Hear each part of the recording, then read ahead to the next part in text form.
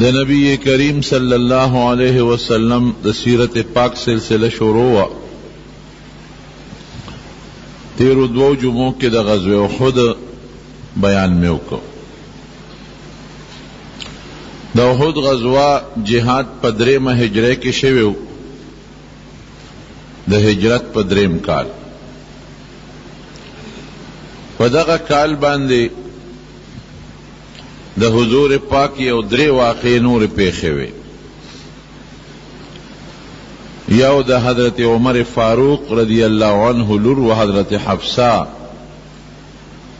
هغې سره د حضور پاک د شعبان په میاشت کې نکاح شوه.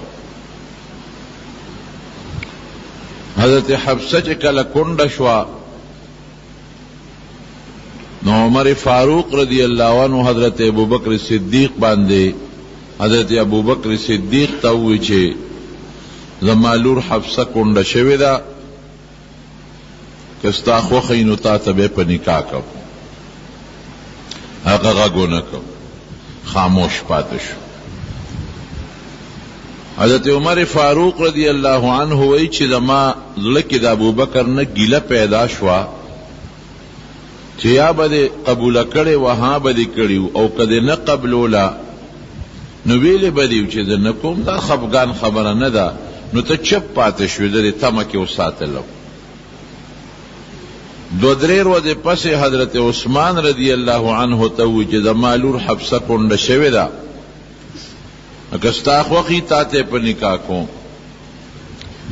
هغه وی چې عمر ډېره ښه خبره ده، خو دې وخت کې زما واده ته او نکاح ته جت نشته.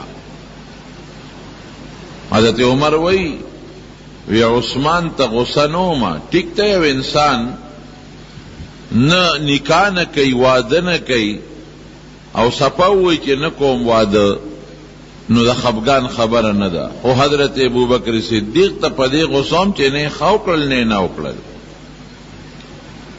وی چې څه موده تېره شوه نو رسول الله صلی الله علیه وسلم ما نه په خپله مطالبه وکړه د دې خپلې لور د حفصې.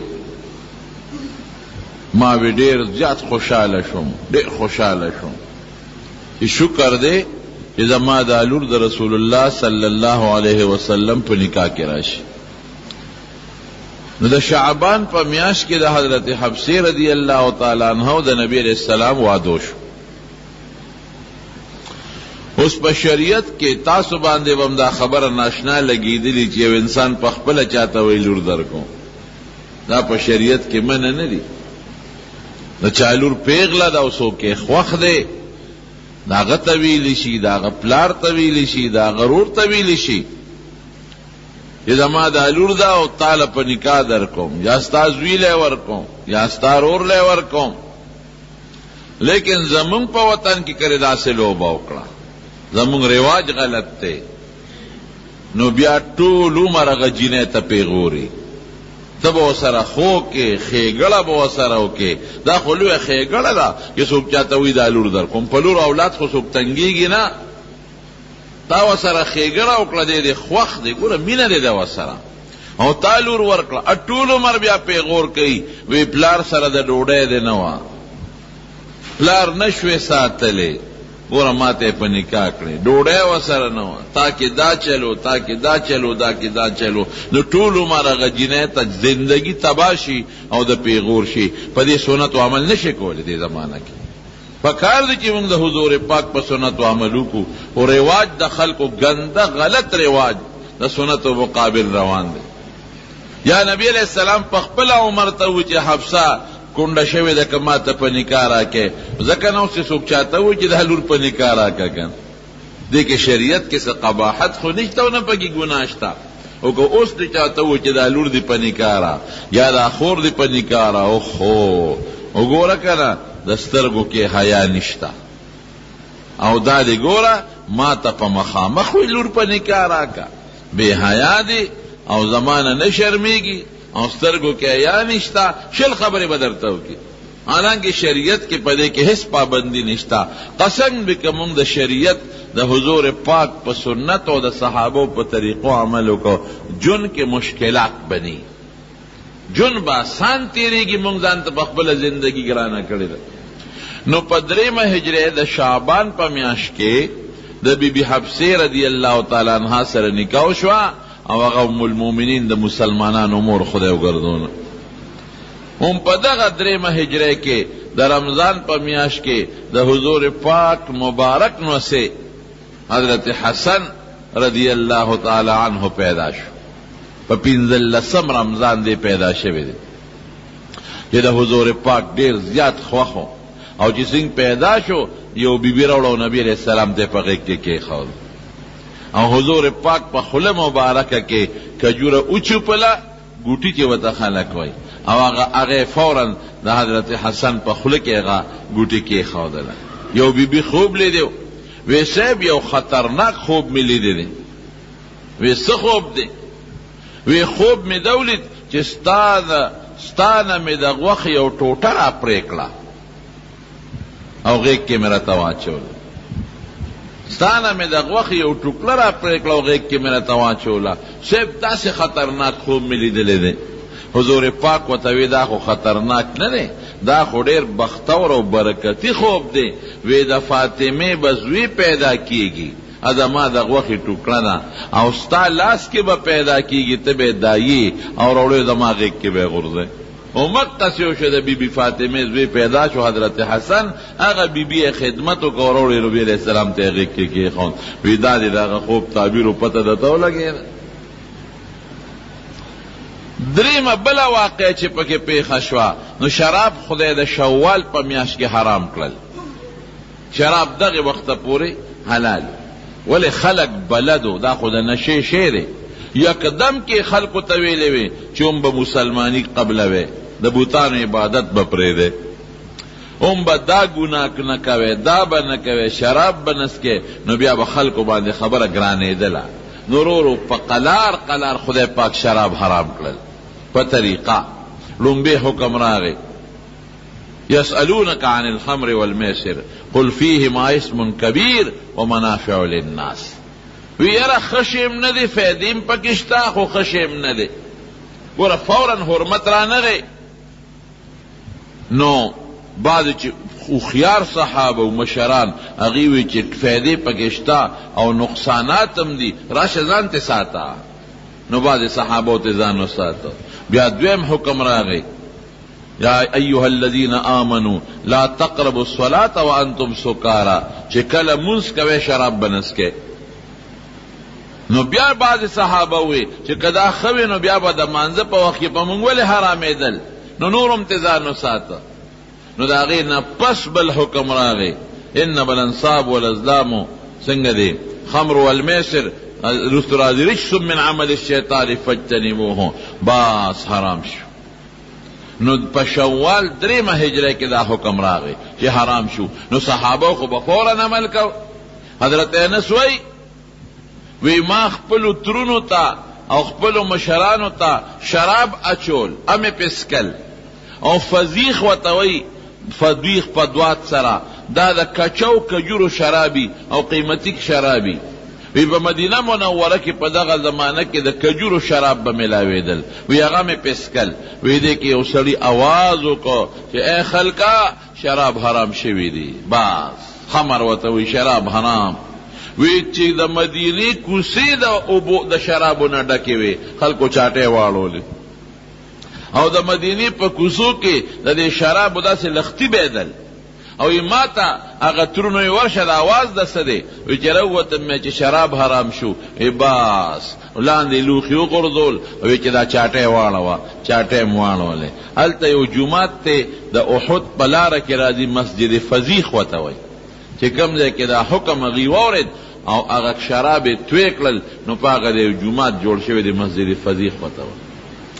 دا د درېمې هجرې د حضور پاک مبارک واقعات. په څلورمه هجرې کې چې څلورمه هجري شروع شوه نو یو څو عظیم واقعات پیښ شوي دي. هسې خو لوی تاریخ د ټول درته نه ویم بعضې چیده غټې غټې خبرې درته کوم. یو کافر خالد ابن سفیان.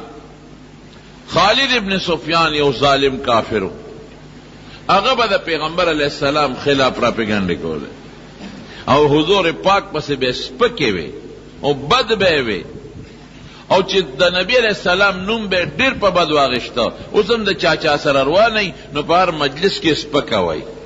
نو دی خالد ابن سفیان به په هر مجلس کې د نبی علیہ السلام بد وي، سپکه به وي، او حضور پاک ته هغه خبرې را رسېدلې. ډېر زیات نبی علیہ السلام پې خپاو چې سپېره مام باندې اسلام نه راوړي او مسلمانېږي نه، نو سپکې ولې وې؟ او بیا د دې د پاسه هغه یو لښکر تیار کړ د خپل قوم، او ویزو په مدینه حمله کو او کنزل به کول د نبی علیہ السلام مبارک پشان کې، یزو په مدینه باندې حمله کو. نو حضور پاک ته چوي چې هغه سپېره چې تا پسې کنزل کوي او په هر مجلس کې د سپک کوي او په مدینه حمله کوي. نو نبی علیہ السلام وی یاره څوک به داسې پیدا شي چې لاړ شي او دې مردار کې او دا سر ته پرېږي، په مدینه سره پاره حمله کوي، ته پرېشه او خپل دین دې پیشه، ما سره څه ظلم کې. نو یو صحابي پاسید حضرت عبدالله ابن انیس رضی اللہ عنہ، هغه وی د الله رسول ما ته دعوا وکړه، لاړم ورپسې. صحابو کې ډېره زبردسته بهادري وه، بهادر خلک او د هغوی سوچ هم دقه و چې ځکه سړی مې مړ که غازي بشم او که زه مړ شم شهید بشم. او د شهادت خو قرآن شریف کې او په احادیثو کې ډېر بې فضیلت راغلی دی. وی صاحب دوا کوه ورغلم پې، وی دا الله دې مدد وکړه چې حضور پاک چاته مخ مخ دعا وکړي چې الله دې مدد وکړه، هغې کې بیا درد کېدو سي. دی وی لاړم د هغه خالد ابن سفیان علاقې ته. اوس یو صحابي چې ورځي څونه ګران کار دی یوازې چې ورځي، او هغه په دې سوچ کې لګیا دی چې لښکر تیاری او په مدینه د حملې کوشش کوي. د ګیر چاپېره قبیلو نو علاقو نو بانډو نه خلک راغونډېږي چې موږ په مدینه باندې حمله کوو. وی بس غلې غوندې څه طریقه مې جوړه کړه او ځان مې ورورساو.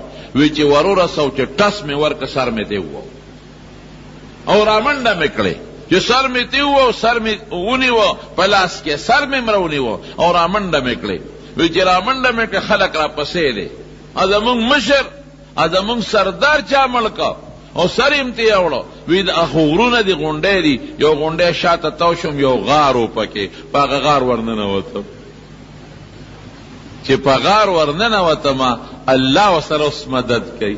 حضور پاک دعا کړې ده چې خدای دې مدد وکړه. د غار په خوله کې فوراً جولاګې راغې او جالې پکې جوړې کړې، لکه څنګه چې نبی علیہ السلام هجرت کو او د غار ثور په خوله کې خدای بوټي زرغون کو جولاګي پکې جاله واچوله، فوراً جولاګي راغې او جالې پکې جوړه کړه. خلک منډې تړلې وی لکه سړی څه شو، وی دې غونډۍ شاته تاو شو چې ګوري نشته. وی لکه دې غار کې وی چې وی قتل وار شو که دې غار کې ننوتېده د جولاګي دا جالې به نه روانېدې. دې کې خو بلا جالې د جولاګي یو جالم نه ده، دا څنګه په دې ورننوته او د جولاګي جالې روانې نه شوې. نو هغې ته لاړل خواره شو، یو خوا منډې وی بل خوا منډې وی.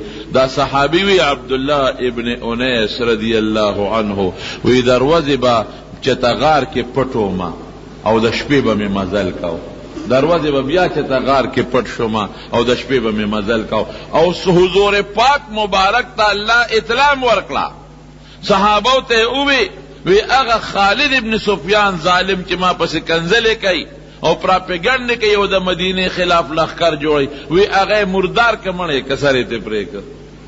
هلته په مدینه شریفه کې حضور پاک صحابو له اطلاع ورکړه او دې شی به وی دروازې به مې ځان چته غار کې پټو، پټو کې لختو کې به پټومه او د سرم را سره دی اوس د دې مردار. او وی دا شپې به مې مزل کو. راغی مدینې منورې ته چې راورسېد حضور پاک ته هغه سر په مبارک ته هغه سر په خپو کې کېښود. وی صاحب دا د هغه پلیده د هغه خالد ابن سفیان سر دې مې ته پرېږده. نبی علیہ السلام ډېر خوشحاله شو او شکریه د الله ادا کړه. او یو کونټۍ ورسره وه، یو کونټۍ ورسره وه، هغې دې صحابي له ورکړه عبدالله ابن انیس له. وی ها دا کونټۍ والا تخسر به فی الجنة فإن المتخسرین فی الجنة قلیل. وی دا کونټۍ والا ته به جنت کې په دې کونټۍ ګرځې، دا نه چې ته به ګوډې، جنت کې ګوډ شل نشته، خدا به ستا یو نښی. اوس هم بعضې خلک د فوجانو د جرنیلانو سره او د مشرانو سره یو چوکه غوندې وي، یو سټیک ورسره، یا بعضې خلکو سره سې د دغه د وجې نه یو چکونټی وي، هغه لاس کې داسې تاوی را تاوی په ځمکې نه لګي، شوق دپاره یې ساتي. نو وی په دا ځه وی جنت کې به دا کونټی لګي او پکې به ګرځي، او وی جنت کې کونټو والا خلک ډېر کم دی، حضور پاک ورته فرمایي. او دویم ورته څه وایي؟ وایي عبدالله ابن انیس وی دا کونټی به ستا د قیامت په ورځ نه ښیي، په دې به دې پېژنم. قیامت په ورځ به دا کونټی ستا نه ښیي، په دې به دې پېژنم. دا ستا نښه شوه. دغې صحابي حضور پاک مبارک او دعا یې ورته وکړه، ډېره دعا یې ورته وکړه، د جنت د تلو دعاګانې یې ورته وکړې. نو هغه بیا د دې کونټۍ حفاظت کو چې دا رانه ضایع نشي، روکه نشي، تر مرګه پورې د هغه کونټۍ حفاظت وکړو هغې صحابي. او چې کله وفات کېده نو وصیت یې وکړو، وی چې ما کله په قبر کې خښ کړه دا کونټۍ ما سره کېدی. نو چې قبر کې کله خښ کړه نو هغه کونټۍ م ورسره کفن کې کېښوده، دفن یې کړه ورسره. دا یو واقع پیښه شوه. ګوره تاسو ته خپل اندازه ولګېده چې د صحابو بادري څومره وه، د صحابو د حضور پاک سره مینه څومره وه. یک سر په غونډ کلي وردي او د کلي مشر وجني، دا خو اسانه خبره نه ده، دې کې خو به خپل سر بیلی او بیا څومره مشقت کوي او نبی علیہ السلام نه ځان را رسوي، او بیا حضور پاک د ده د مینې کومه نتیجه ورکوي. کونټی د حضور پاک چاله چې حضور پاک کم شی ورکړی دی هغه به پې فخر کو، وی دا ماله د دواړو جهانو مبارک سردار را کړی، دا نیزه ماله هغه را کړې ده، دا توره ماله هغه را کړې ده، دا جام ماله حضور پاک مبارک را کړی دی. صحابه به پې فخر کو چې دا د رسول الله مبارک نښه ده. اوس چې چاله یو سړی په تحفه کې یو شی ورکي، پلار ورکي، استاد ورکي، یو پیر ورکي، یو نیک سړی ورکي، هغه ځان سره تحفه ساتي که نه ساتي، فخر پې کوي که نه کوي؟ نو چې د دواړو جهانو مبارک سردار یو شی چاله ورکي په هغې به څونه فخر کوي. نو یو دا واقع پیښه شو په 4مه هجره کې. بله یو په محرم کې بله یو واقع پیښه شوه په 4مه هجره کې د سفر په میاشته کې. هغه داسې وه چې مدینې منورې ته څه بعضې ظالمان رالل، او چې څنګه رالل نو د ظاهر کې خپل اسلام ښکاره که او حضور پاک مبارک ته موږ مسلمانان یو. عدل او قاره د دې خلکو رجیع دا گیر چاپیرا د مکې او د مدینې په منځ کې بعضې خلک اوسېدل، قبایلي خلک و بدماشان، اجرتي قاتلان، دا ځای په ځای خوارو او غله ډاکوانو چې قافلې بتلې دوی به لوټ کولې، او چې څوک به یې ومنتل مال به یې ترې واخېسته، او چې چاته به هم د کرۍ د قاتل ضرورت و نو به دوی له به یې پیسې ورکړې. دا به ورسره 100 کسان لاړل او جنګونه د بل دپاره به په کرۍ جنګونه کول، په پیسو به جنګونه کول. د مکې کافران چې کلم د حضور پاک خلاف هغوی لشکرکشي کړې ده نو دا د کرۍ ټټوان به ورسره دوی له به پیسې ورکړې او دوی به پیسې واغېشتې، بس پیسې به یې ورکول او مرګونه به یې کول، قتلونه به یې کول، ډاکې به یې کولې، او د نبي علیه السلام خلاف به د مکې خلکو پیسې ورکړې او تورې به ورسره به ګرځېدل به. نو دا خلق چې دی دا قبایل دوی صلاح وکړه، د مکې خلکو ورته ووې چې په بدر کې زمونږ بعضې مشران مسلمانانو وجلي دي او په احد کې زمونږ بعضې مشران مسلمانانو وجلي دي، د هغې بدل به راله څنګه والی؟ دې سره په پیسو خبره وکړه. هغې وایي داسې کار به وکړو چې لاړ به شو او مونږ به نبي علیه السلام ته کینو، مونږ به ورته ووایو چې مونږ مسلمانان یو، او بیا به ورته وایو چې صاحب زمونږ ټول قوم مسلمانېږي، یو څو کسان قاریان راکه عالمان چې مونږ یې بوځو زمونږ قوم ته اسلام وښیي، نو په دې بهانه به مسلمانان روچت کو، نو چې راولو نو په تاسو به خرڅ کو، پیسې به راکې او تاسو به د خپلو سردارانو چې احد او بدر کې مړي د هغې بدلې به ترې والی. وی بس ډېره ښه شو. نو یو څو ظالمان لاړل مدینې منورې ته او حضور پاک ته وی صاحب مونږ مسلمانان شوي یو او زمونږ قوم هم ټول مسلمانېږي. ډېره ښه ده، حضور پاک خو په اسلام د خلکو خوشحالېده. وی صاحب زمونږ قوم ډېر دی، تا ته پته ده، او ګیر چاپېره قبایل دي او ډېر په بدعملو کې مبتلا دي. نو که تا یو څو کسان قاریان راکړل چې دا مونږ بوزو او په خپل کلي کې به دیره کو، نو خلکو ته به ایمان او اسلام مخی، ښکلی عقیده او عمل او اخلاق به مخی، ټول خلک به مسلمانان شي. او زمون قوم خو کېږي مسلمانېږي، یو څو کسان راکا. نبی علیہ السلام خوشحاله شو، وی ډېره ښه ده. نو یو لس قاریان یې ورسره ولیږل. هغه قاریان هغه زمانه کې به قراء عالمانو، لس عالمان. هغې وی صاحب دا عاصم خو پکې خامخا راکا، عاصم ابن ثابت انصاری دی چې ښکلی قاري و، اواز یې ډېر ښه شته. او ده په احد کې یو سړی سلافه یو ښځه وه، د هغې پلار یې وجلی و. هغې سلافه ورته ویلي و چې که زما د پلار دا قاتل دا عاصم هم راوسته نو زه به دومره پیسې دله درکوم. نو هغې دې ځکه مطالبه وکړه، وی صاحب د دې عاصم اواز ډېر ښه شته دی او ښکلی قیرت وی، دې خو پکې خامخا راکه. حضور پاک وی ډېره ښه ده. دا لس کسان قاریان دا نبی علیہ السلام دغه خلکو له ورکړل. وی زه هغوی ته مسلمانی او دین ښایې او دعوت ته اسلام چلوې او تبلیغ د دین کوې او چې ګیر چاپېره کمې قبیلې ټول ته دین ښایې او پټ ورته حضور پاک یو بله ډیوټي مواله کړه. وی مونږ له لږه جاسوسیم د مسلمانانو کوې، ځکه چې ګیر چاپېره دشمنی دي او د مکې خلکو سره دشمنی دي، نو دا جاسوسیم کوي که چېرې مکې والا خلکو بیا په مدینې د حملې اراده کوله یا بلې قبیلې کوله نو مونږ ته به اطلاع را رسوې. هغې وی ښه. دا لس قاریان صاحبان، د قرآن لستونکي، دا علما، د صفې خاوندان چې حضور پاک سره په صفه باندې ناستو او د رسول الله صلی الله علیه وسلم نه به دین او قرآن زکو دی ورسره کړل. چې لاړل هلته یو قوم بنو نحیان، دا بدماشان ما درته وختي ووی، هغوی ته خو پته وه چې په څه طریقه په دوکه به مسلمانان راولي. دا چې کم تلی ورپسې د دوی نه یو کس چې د ځان له شو بس بانه باندې، او هغه قوم ته الوي چې لس مسلمانان هم را روان کړي دي. وی کم ځای دي؟ وی فلان کی ځای ته م را رسولی دي. وی زه ډېره ښه ده. نو 200 بدماشان ورپسې راووتل. دا صحابه خو غریبانان روان دي چې مونږ خوشحاله دي چې د دغه علاقې خلک مسلمان شوی دی، مونږ ورته دین ښایو، دعوت به ورته ورکو، تبلیغ به وکړو، خوشحاله دي. او هغې 200 کسان ورپسې راوچت شو. نو قدمونو نښو ته ګوري، د قدمونو نښو ته، نو د لسو کسو قدمونو خو پته لګي. وی تاسو نه کوم ځای بیل شوي دی؟ یو کس ته وی دې ځای پورې ورسره زه یو ځای رالم، په دې لاره لاړل. نو هغې ورپسې روان شو. نو یو ځای کې دي کجورې خوړلې وې د صحابو، د مدینې نه ځان سره راوړې وې، د هغې هډوکي پراته چې وی کتل دی به پیژندلې کجورې او د کجورې هډوکي به یې پیژندل. هلکه وی دلته کجورې خوړلې دي ښه، دې ځای نه مخکې چې ته تللي دي. چې څو پسې لاړل نو صحابو سره میلو شو. او صحابه لس دي، دا 200 دي، دا بدماشان. او په دې 200 کې 100 تیرانداز دي، د غشو ویشتو والا دي.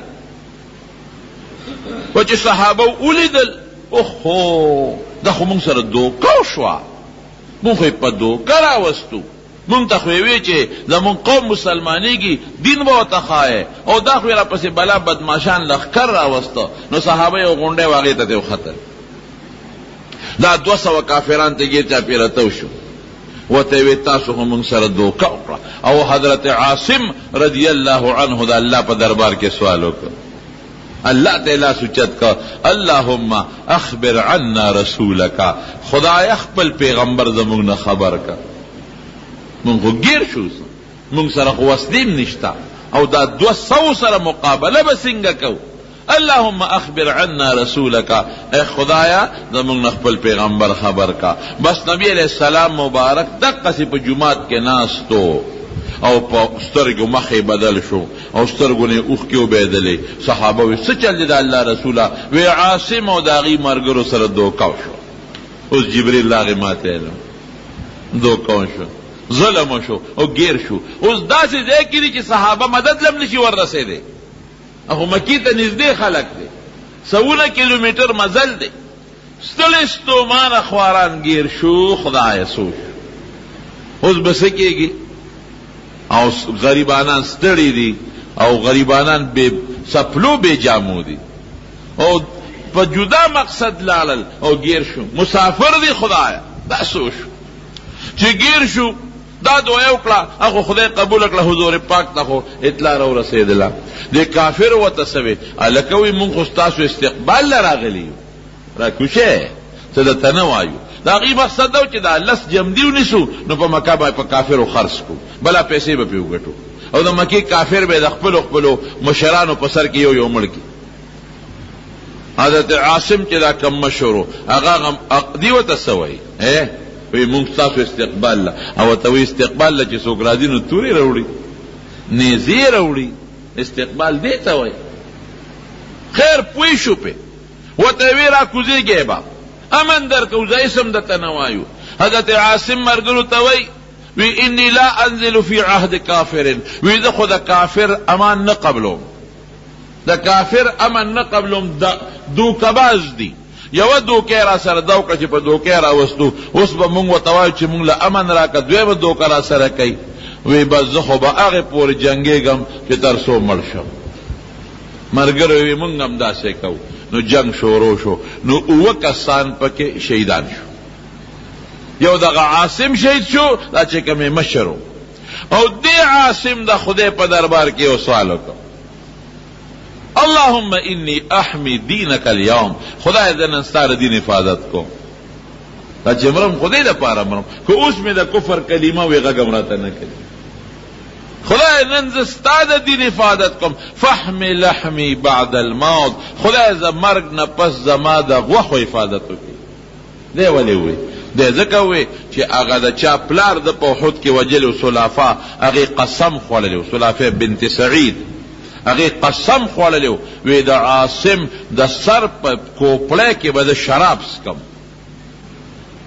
تر څو چې مې د سر پرې کړي نی او د سر دا کوپړی دا جام مې کوس کړي نی او په دې کې مې شراب نیس کړي، نه به صبرېږم، هر څونه پیسې چې لګي خو به دا چل کوم. نو ځکه یې ورته وي چې دا عاصم مونږ له راوله، ده ته پته وه. نو د یو دویم د څو وی خدایا احمی دینک اليوم، زه نن ستا د دین حفاظت دپاره راوتیم، فاحمی لحمی بعد خدای د مرګ نه پس زما د غوښو حفاظت وکړې، زما د وجود حفاظت وکړې، او یا الله زما په دې سر کې ستا قرآن پروت دی، د قرآن حافظ دی، قاری دی، دې سر کې دې مازغو کې ستا قرآن پروت دی. نو چې ستا د قرآن په جام کې خدای څوک شراب څکي، شراب خو حرام شوي و کنه، دغه مخکې ما درته وویل که دې سر جام کې څوک شراب څکي، دا به خدای زما هم بېعزتي وي، ستا د قرآن به هم بېعزتي وي. نو خدای زما د دې سر حفاظت وکړي. الله دعا قبوله کړه، صحابه دعا خدای په قبلې. شهید شو، اوه کسان خو شهیدان شو. چې شهیدان شو نو او ادرې کسان، حضرت خبیب رضی الله عنه ابن عدی، حضرت زید ابن دسینا رضی الله عنه او عبداللہ ابن طارق رضی الله عنه، دا درې کسان هغې وی زه یاره ځان سله وجنو که چېته امن یې راکو جمدي بچ شو، وجود خو ډېر خوږ دی که نه ځان. نو هغې درې واړو ځان ورکو، چې څنګه یې ورکو نو دا عبدالله ابن طارق هغوی تړو، پړې راواغېشت، د لیندې مزې راواغېشتو، لاسونه یې وله شاته تړل. او هغې وی دا هم دوکه وکړه ما سره، تاسو خو چې امن درکو او تاسو خو اوس ما تړی ښځم. جګړه جوړه شوه، هغې راښکه دې نه ته، هغې راښکه، هغه غریب یې ملته شهید کړ. باقي دوه کسه پاتې شو. حضرت خبیب هغه هم بوته په مکه کې خرڅ کړ، او حضرت زید ابن دسینا هم په مکه کې خرڅ کړ، او د دې عاصم نه دوی سر پرې کوي چې دا سر یوسو او په هغه سلافه ښځه باندې خرڅ کو. نو خدای څه چلو کو، الله دا تورې مچۍ نه دي، دا غټې دا په دغه کې چې ځنګلونو کې دا غټې تورې مچۍ وي، دا خطرناکې ارالې، او په دې لاشونو د پاسه ګرځېدې، په دې اتو واړو لاشونو داسې پې ګرځېدې چې بنګار دی. نو مچوله څوک راتلی شي؟ نو خلکو ویل لکه داسې به وکړو چې دا سرونه به ترې پرې کوو، د دې عاصم نه به هم پرې کوو، نور خو د شپې، ځکه چې اوس خو مچۍ دي او د شپې خو مچۍ خپلې جالې ته ځي، بیا خپل ګبین له ځي. نو د شپې چې دا مچۍ لر شي نو بیا به راشو دا سرونه به ترې پرېږدو، نو په مکه کې به یې خرڅ کړو چې دا ستاسو د پلارانو قاتلان دي. الله څه چلو کو د ماښام نه خدای باران شروع د شپې باران وشو داسې باران پروردګار وکړو داسې باران داسې شیبې باران چې د هغه لاشونه داسې غیب کړل چې تر ننه پورې پته ونه لګېده چې د هغه اتو صحابو لاشونه کوم طرف ته لاړل دې له خدای قدرت ورنکړه په دې باندې چې د مسلمانانو اثرونه پرې کړي او پرې خرڅېږي دوه کسان چې مکې ته یې بوتلل خرڅې کړل حضرت زید ابن دسنا رضی الله عنه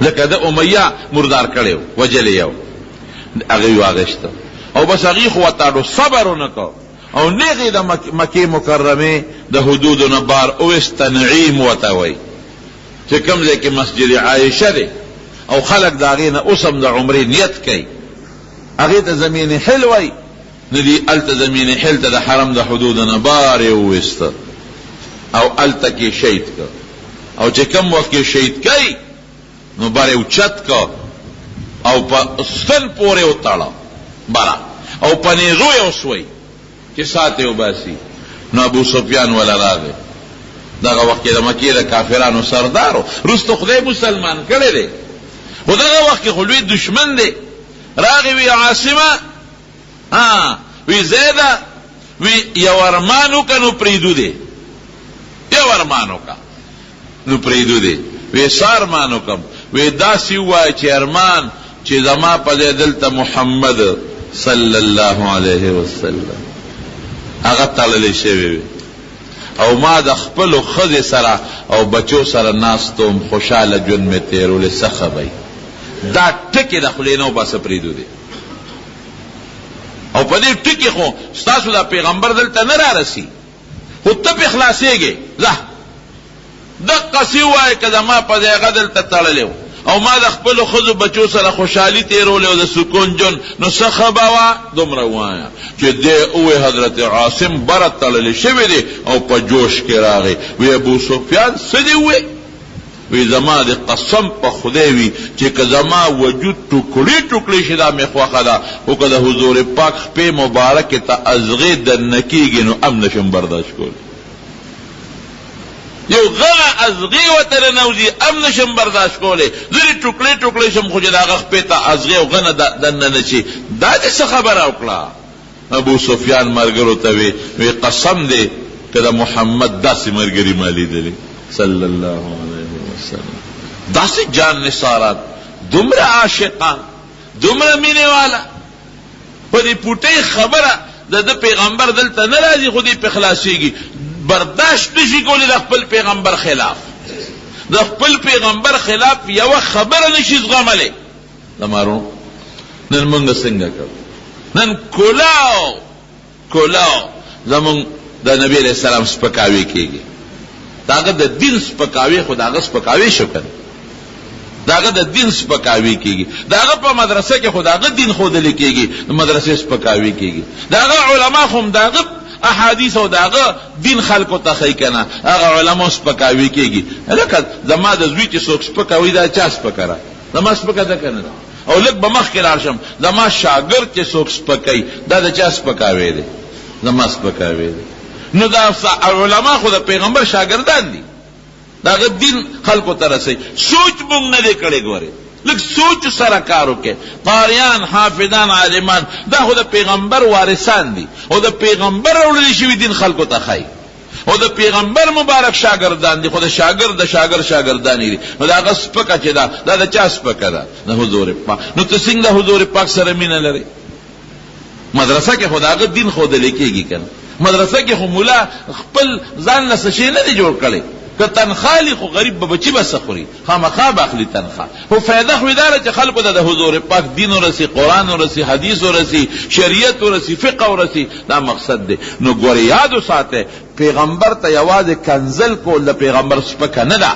دغه د پیغمبر سپکه ده خو د پیغمبر وارث ته کنزل دام د پیغمبر سپکه ده د پیغمبر چې کومه بر دین ښودلی کېږي هغه مدرسې سپکه ویل دم د پیغمبر مبارک سپکه ده او چې د حافظان او قاریان چې خلکو ته رسوي د هغې سپکه دم د پیغمبر سپکه ده مسلمان چې یې او د حضور پاک سره دی مینه، نو چې څوک د حضور پاک د دین خدمت کوي، کم ازمکه کې د حضور پاک د دین خدمت کیږي، کم خلق د حضور پاک وارثان دي، دا هغه د مخه به د هغې خلکو قدر کوي. دا بسته ایمانی زمارونو. نو هغه حضرت زید ابن دسینه غریب خوی په دې کې شهید کو. حضرت خبیب ابن عدی رضی الله عنه هغه یو چا باندې خرج کړو. د حارث لور ده رستو مسلمانه شوې ده. هغه وی مونږ په بیا واغشته چې مونږ به د خپل پلار په قتل کې مړ کو، د مونږ پلار یې وجلو. نو دا حرم اشهر حرم ورته وایي، دا محرم په دې کې به دوی دغه نه کو، وجل نه کول. مونږ وی چې دا ورګه دا میاشت تیره شي نو بیا به وجنو. نو مونږ کور تړلیو، پلی باندې په زنجیرم په کور کې تړلیو. دا حضرت خبیب رستو بیا چې مسلمان شو قصه کوي، وی والله ما رأینا اسیرا قط خیرا من خبیب. وی قسم دی که د خبیب نه بهترین قیدی مونږ په دې سترګو لیدلی. لقد رأيته يوما يأكل عنبا، ويورز ما أولد چه انگوری خوالل. وما بمكة من سب، او پدغ زمانه که پا مکه مکرمه که میوام نوا. وإنه لموسق بالحديد، او دی پا زنزیرم تلل شوه دی، دا اسپنی پا زنزیر. نو مکه کې میوه نشتا او د اوسپنې په زنځیر تړلی شوی دی، نو دې میوې پسې کم خوا لاړ. مونږ خو نه ورکوړی، زمونږ خو دشمن دی. مکه کې میوه هم نشتا. وانه لرزق رزقه الله خبیبا، وی دا هغه روزي و چې خدای حضرت خبیب له ورکول. انګور به له خدای غونچک ورکا. بی بی مریم معشومه ده، هغې له خدای پاک وا دروازه دننه جرنده دروازه دننه روزي ورکوله که به نه ورکوله؟ دا الله ورکول. نو چې کله مونږ دې وجه وی د مرګ نه مخکې د مونږ ته وی چې یو چاړه راکېراله چې زه په هغې خپل صفی وکړم. نو ما ولې یو چاړه ورکړه. نو زه د کور کار مې کو، په هغې کې مصروفه شوم. وی د ما یو ماشوم بچی و، په خلپوس ورو ته د خبیب له ور ورسېد. وی چې ور ورسېده دا د ما ماشوم بچی. وی چې ما داسې د کور د کار نه وکتل، وی د ماغه ماشوم بچی اوس خبیب دقسې پرون کېنولی دی، او وی چاړه مو سره کولاو ده. وی بس ما فریاد شروع کو چې دا سو شو، دشمن مې دی اوس یې بوزو او وجنو یې، او زما بچی ولا خدای وروسته، دا سو شو او چاړه مې ورکړې ده چې به دې په خپل سنت والی، او دا زما ماشوم ورغی. ګوره که بل کس وی که نه په دې ماشوم یې ځان بچ کولی شو. بس ویلی به چې ما پرېږدی که دا ماشوم نه لالالوم، ما پرېږدی یو ځای ته رسم چې زه په امن شم، ماشوم به درته کېنوم راشئ بیا بوځئ. لیکن هغه خبیب چې ورته سینګ وکتل دې ښځې ته، ښځې ته څه وایي؟ وایي مه یارېږه، پریشانه نه شي، هېڅ فکر مه کوه، راشه دا خپل بچی دی واله. مونږ ته خپل پیغمبر د ماشومانو د مینې تعلیم را کړی دی. د کافر د بچی سره به مینه کې، محبت پکې، ظلم نه کوم، راشه دا ماشوم دی مانه. وی خپل بچی راله راک. وی بوم ته تنعیم ته مو رسو، د حرم د ځمکې نه بار وویسته. وی چې مو وویسته نو وی مونږه وی ده راته وی چې ماله یو ټیم راکې 2 رکعته نفل کو. نو وی 2 رکعته نفل یې وکړل، خو لږ زر زر یې وکړل. وی بیا وی چې افسوس تاسو له کې دا تیریږي چې دې ځان له ژوند زیاتوي، دا نفلونه کوي، ځان له وخت زیاتوي. که دا خبره نه وي نو ما به دا مونځ ډېر اوږد کړی وی، ډېر اوږد به مې کړی. خو تاسو به وایئ چې دې د مرګه یریږي نو ځان له لږ مونځ اوږدوي، وخت تېروي. او بیا یو خیره ورته وکړه، اللهم احصهم عددا او وقتلهم بددا ولا تبق منهم احدا. خدایا دا قوم ټول هلاک کې، خدایا ته کم کې، کمول دا چې پکې مړې کې، او خدای زه په دې مردار کې. خیر یې ورته وکړلې. نو بیا اوچت که، نو د مرګ نه مخکې 2 رکعته نفل. نو علما لیکي، امام بخاري لیکلي، وی دا یو طریقه اوس جوړه ده چې څوک وجني دله پکه یا 500 سزا پیوخیږي نو که وخت وسري نو 2 رکعاته نفل دې مخکې وکړي. دې زمین کې یو بل واقعه به ویم. د حضور پاک یو صحابي دی حضرت زید ابن حارثه، مشهور صحابي دی زید ابن حارثه، طائف ته تللی. د طائف نه چې واپس را روانو نو په خوا خو سورلې چا سره نه اوس موټر یې خارق پکړې نیسی نو د یو قچر یو سړی هغه سره قچرو ونو دوته هغه وته ویل که چرته دی مکې ته وی نو بزبه دی بوزم کری راکا کنه وی ډیر ښه زید او دا د حضور پاک په جون کې دا خبره ده. نو زید ابن حارثه رضی الله عنه ته ډیر ښه ده دومره قریب در کوم مدان سره په ساروی بولدو راسوره کو چې راسوره کراته نو یو خطرناک زنګلو او شاع علاقه الترا ورسیدل. زید ابن حارثه و چې او ما په خپل د لارې د پرې سفر کې ولیدل ډېر شاړې اوږدې او د غرونو منځ کې خطرناکې لارې و چې څنګه رالم او د شاړې علاقې ته راورسېدم نو د په دې انسان کوپړې او اندامونه پراته دي. بس وی ډېر زیات ویرېدم او دې سړي ټوپ کړی دغه قچرنا او یو غټه چاړې راوویسته.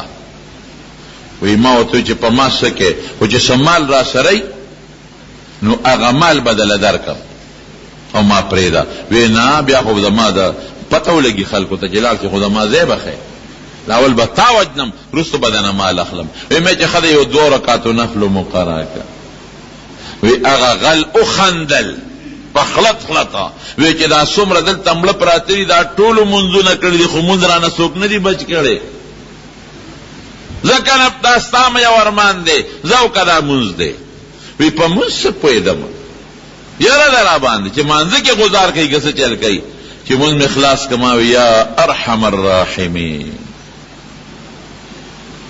وی چې بیا ما وی یا ارحم الراحمین وی یو غیبي اواز راغی او وی دې سړي ته وی چې موا وی دې سړي داسې یو خوا بل خوا کتل چې د اواز د چا دی. وی ما بیا وی یا ارحم الراحمین وی بیا یو غیبی آواز راغی او دې سړي ته وی چې موا ګورې وی ما چې زه مدد له خو جوړ څوک راغی او وی دې سړي چې د اواز به شو یو خوا بل خوا به دې غل کتل. وی بیا ما وی یا ارحم الراحمین وی چې دریم ځل مې وی سړی راخ یو سړی مې ولید او سړی سره نیزه ده او د نیزې په خوله کې اور بلیږي. وی چې دې سړی ولید نو دې ورته ور مخامخ شو وی بس هغه په هغه نیزه وو وی داسې په نیزه وو چې پر مخ یې وغورځېد او د اور شغلې ته وختې مردار شو.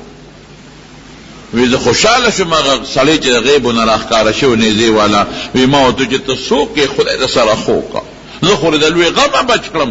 وی ما ته یې وی چې زه د الله فرشته یم تا چې مونځ وکړه او تا اواز وکړه یا ارحم الراحمین نو زه په 9 اسمان کې وم د هغه ځای نه مې ول اواز ورکړه چې مه چې دوباره د ارحم یا ارحم الراحمین اوې نو زه په لومبي اسمان کې وم نو بیا مې ول اواز ورکړه چې ګورې مه کوه نو چې په 3 باره د یا ارحم الراحمین اوې نو دقه ستا خواله رسېدلم سړی به دله مړ کړ.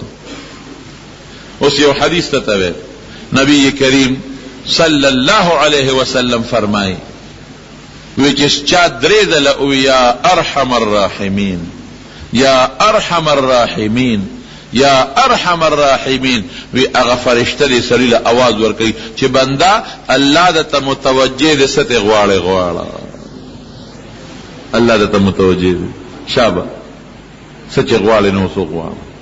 بعض علما دا په اسماء صفتیه او اعظمیو کې مشماري اسم اعظم نه مشماري خیال امراري.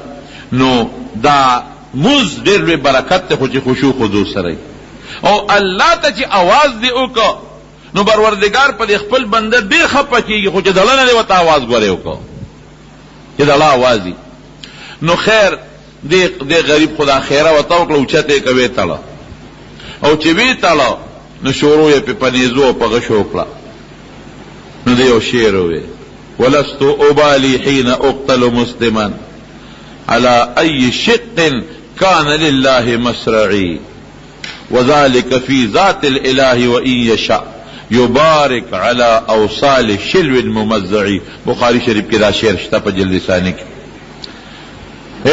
وی چې د خدای لار کې مرم دا الله د رضا دپاره وی اس پروا مې نشته. او وی که خدای وغواړي نو زما په دې ټوټې ټوټې اندامونو کې به خدای برکت او خیر واچوي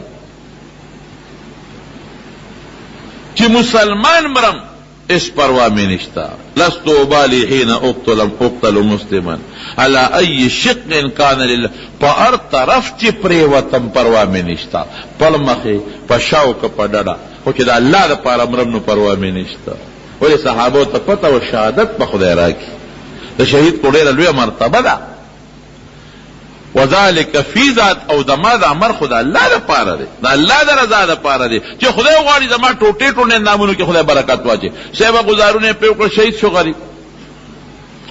خود اوم یو ټکی وې د چې کله مړ کېده نو د یو आवाज وکړ الله وی سوکشته نه چې زما خبر زما سلام رسول الله ته ورسوي صلی اللہ علیہ وسلم. لیس احد یو کستشتا یبلغ منی السلام لرسول اللہ صلی اللہ علیہ وسلم. اللہم فبلغه منی السلام. علامہ عینی لکلی دی په شرح د بخاری کې خدای زما سلام رسول الله مبارک ته ورسوي. نو حضور پاک په دقه سے بیا په محراب کې ناستو او فوراً استرگو نوخیو بیدی وعلیک السلام یا حبیب. حبیب پتائی دا اللہ یا حبیب پتائی دا اللہ سلام. او صحابہ ہوتے جو حبیب شہید شو یہ غریب خو شہید شو.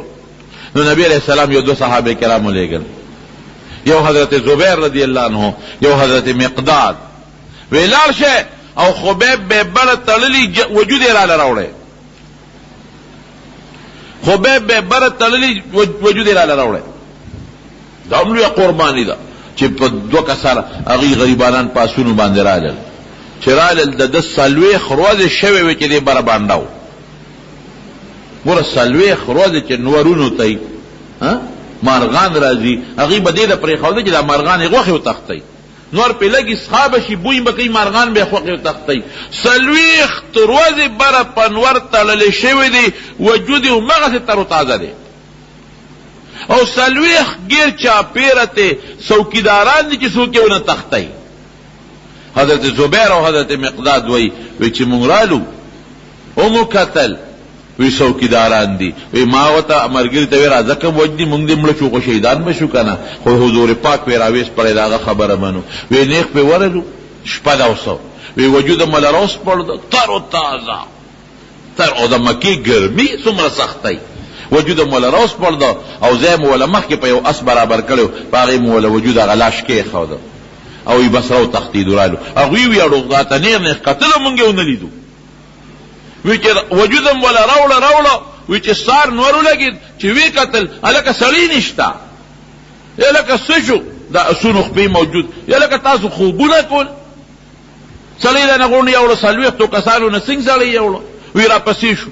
نو زمونږ اس خو درونو ځکه لاش پې پروت و منډه یې نه شوه والې. وی دوی را پسې را رسېدل. وی چې را پس حافظ ابن حجر په بدایه و نهایه کې لیکلی دي او حافظ ابن حجر په فتح الباری په شرح د بخاری کې هم لیکلی دي. دا حواله درکړو د ډېر خلک دا اولیاء او کرامت نه مني.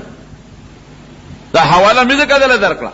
وی چې څنګه دوی را نږدې شو وی ما وی مونږ وی چې دا خو اوس مونږ هم ګیرېږو. وی د لاش هم واغېست او په ځمکه هم کېښود چې بس د خدای دې اسره شه او مونږ خو د نه ځو چې ځان اوس بچ کړو. چې لاش څنګه په ځمکه کېښود ځمکه وشلېده او لاش پکې وردن نه شو. بلیع الارض وتوي بلیع الارض راغی نبی علیہ السلام ته بس وی دغه مقصد اوس مکه قبول که خبره نشته.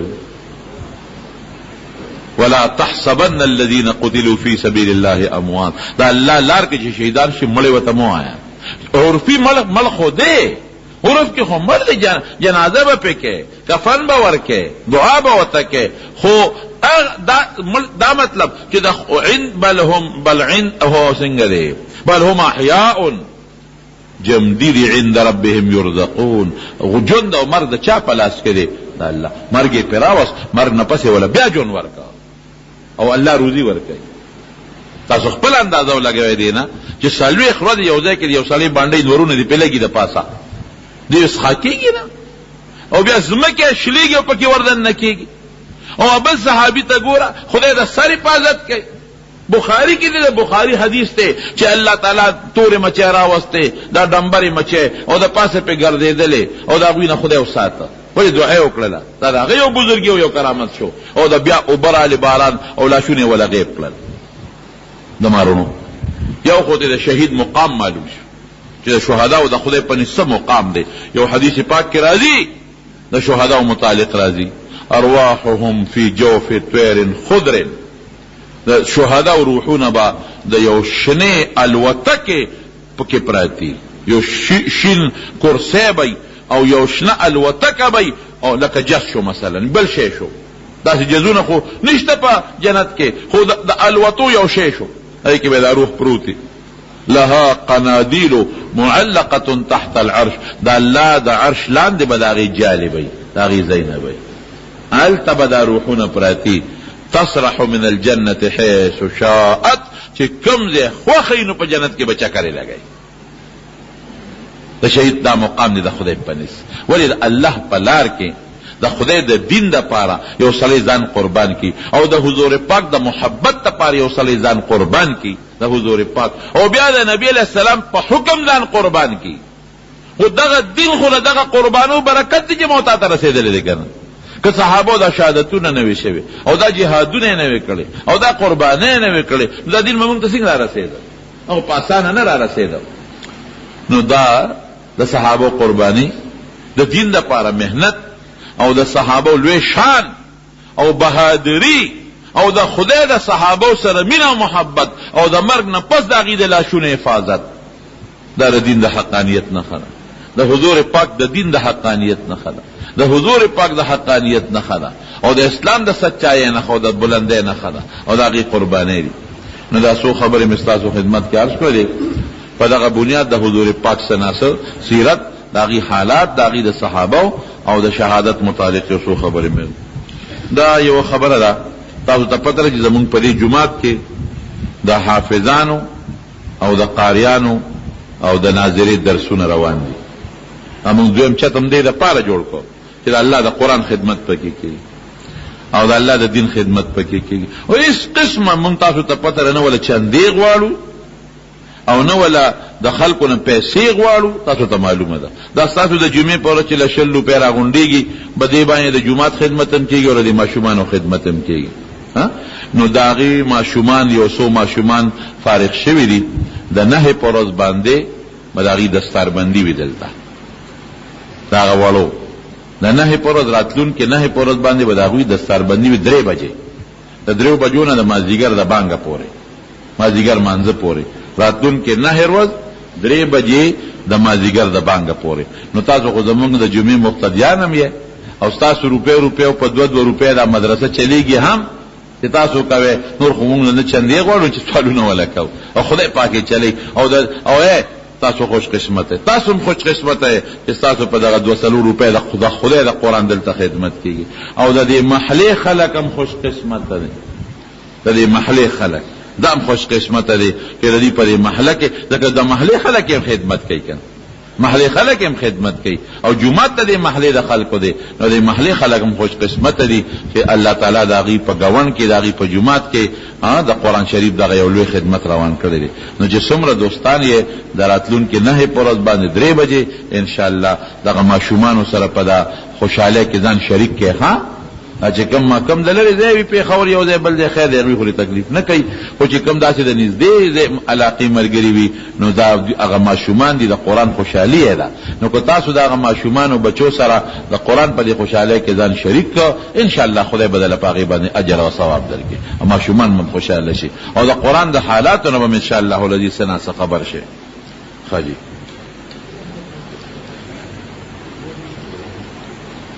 دا زموږ یو ملګری دی او هغه د مردان دی زموږ دوست دی هغه سربلند جي صاحب نو دی هغې باندې څه درد راغلی دی او اپریشن یې وله کړی دی الله دې وله روغ صحت ورکړي رب العالمین دې وله شفا ورکړي دیم څه پریشاني ده او بیماري ده الله دې پریشانی په خوشاله بدل کړي، الله دې بیماری له شفا ورکړي. او دا مې په خور کارخانونو یو مرګري ټلیفون کړو چې څوک بیماران دي خدای ټول له شفا ورکړي. دا هم د پریشانو لپاره دي.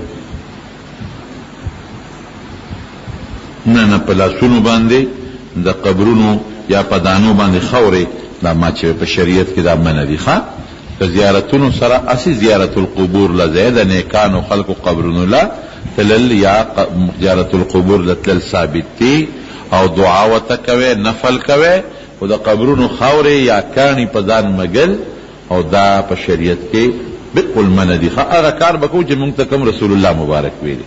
خپل سوچونه منع کو، دعا وکړه رب العالمین خدای ته دغه صحابه کرامو چې د دین لپاره کومې قربانۍ ورکړې دي، خدای دغه دین له کامیابی ورکړي، کامرانی ولا ورکړي، او ته دا دین خور کې، او خدای د دې دین حفاظت وکړي.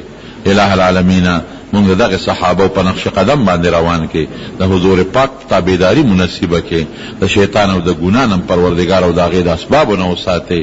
الله په زړه کې د دین مینه محبت واچئ. څوک چې مریضان دي ته وله شفا ورکړي، دغه رور چې د اپریشن د مثانې یې کړی دی هغه ته هم دعا کوئ چې خدای وله شفا ورکړي، روغ صحت وله خدای پاک ورکړي. نور که بیماران دي په کورونو اسپتالونو کې الله ټول له صحتونه ورکړي. څوک په پریشانو کې مبتلي خدای پریشانۍ وله په خوشحالو بدلې کړي. که څوک قرضداري قرضونه اخلاص کړي، پروردگار زموږ د دواړو جهانو خیر نصیب کړي. بچي مو نیک عمله صالحان لوی کړي او د لوفرونه وساتي، په خپلو مقصدونو کې کامیاب کړي. مشران او مردگان هم خدای مغفرت نصیب کړي. حاضر جمع کې څومره مسلمانان دوستان دي چې د خیر او د برکت زندگی نصیب کړي. د کاروباري رونو په کاروبار کې برکت واچي، زمکو چې څوک کړي د هغې په زراعت کې برکت واچي. د چا روزګار نه د حلالو ښه روزګار وله ورکړي، او تم د چا څه حاجتونه ته ولا حاجتونه قبول کې، او اخر وخت په خپل دا کریمه نصیب کړي. لا اله الا الله محمد رسول